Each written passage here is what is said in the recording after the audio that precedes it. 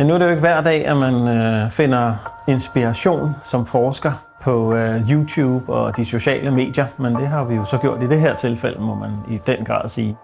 Mit navn er Brian Lose, jeg er forsker i slangegift på Institut for Lægemiddeldesign og Farmakologi.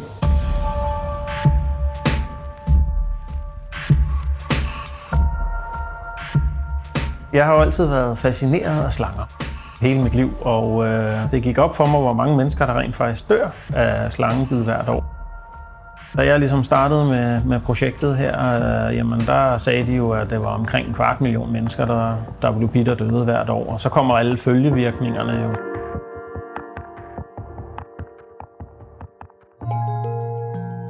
Modgiften er typisk meget, meget dyr, kan typisk koste mellem $2.000 og $3.000.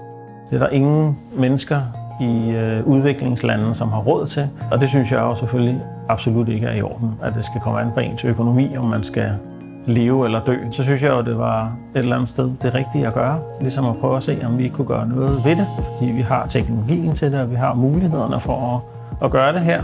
Og se, jamen, kunne vi egentlig gøre det hurtigt og nemmere og billigere. Her der har vi ligesom gjort noget, som ingen har gjort før. Så er man også nødt til at opfinde tingene, som man bevæger sig fremad. Altså, vi har jo simpelthen ikke nogensinde ville kunne økonomisk dække de udgifter, som vil være med at indkøbe alt det her slangegift. Og hvad gør man så? Jamen, så må man jo kigge sig om efter en anden løsning, og der så vi jo alle de her slangeentusiaster derude, og de var bare vilde for at komme med i det her projekt. Og på den måde, så kunne vi ligesom få de mængder af slangegift, vi har brug for til det her projekt, ellers så havde det slet ikke været muligt, vil jeg sige. Og så gik det jo ligesom op for os, at vi rent faktisk havde teknologien, og vi kunne gøre det på en anderledes måde. Så det vi prøver at gøre her, det er, at vi malker slangerne for gift. Så tager vi den gift, og så prøver vi at se, om vi kan finde noget, som kan blokere for giften, så den ikke dræber folk.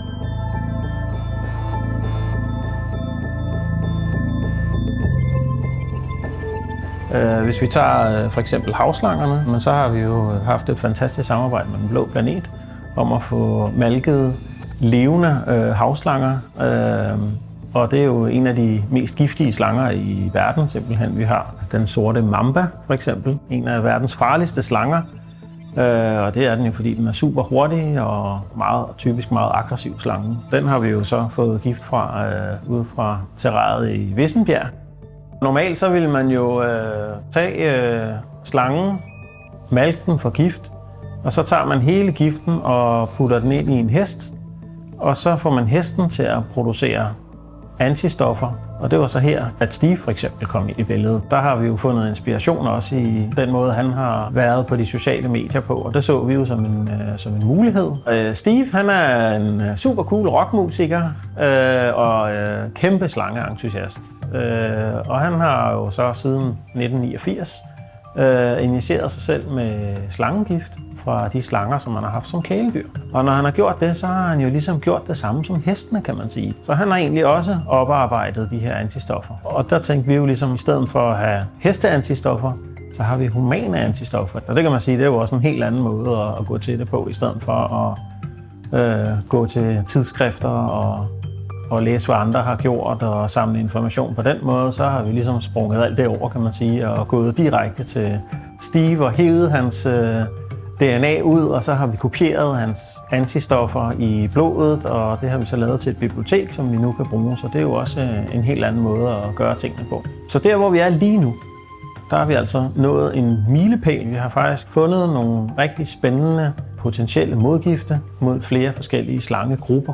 Altså, der er jo kæmpe potentiale i det her projekt. Altså, ikke bare at redde menneskeliv selvfølgelig, men der er også et andet stort potentiale, og det er det her med, at man kan bruge slangetoksinerne som lægemidler imod en masse andre sygdomme, og det gør det jo selvfølgelig endnu bredere og endnu større.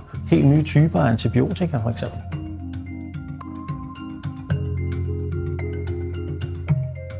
Det ville jo være helt fantastisk, hvis de skabninger, altså slangerne, som tager liv, rent faktisk kunne være med til at give liv.